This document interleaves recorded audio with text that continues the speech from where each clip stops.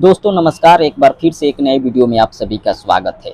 दोस्तों ना कोई मोशन पोस्टर, ना कोई टीजर, ना कोई टेलर, फिर भी खेसारी लाल यादव जी ट्रेंडिंग में आ जाते हैं। जी हाँ दोस्तों, पूरा मामला ये है, खेसारी लाल यादव जी के एक गाने के बारे में जानकारी दिया गया था, केवल जानकारी दिया गया था।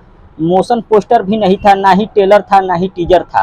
केवल गाने के बारे में जानकारी दिया गया था कि गाना खेसारी जी का बुलू बीट से रिलीज होने वाला है, और वो जानकारी भी ट्रेंडिंग में आ गया है। वो भी यूट्यूब के मेन पेज पर, आप देख सकते हैं यूट्यूब के मेन पेज पर 22 नंबर पर ट्रेंड कर रहा है, जो कि आप लोग देख सकते हैं। इसे कहते हैं हिट मशीन, ट्रेंडिंग स्टार, दबंग स्टार खेसारी लाल यादव का पावर।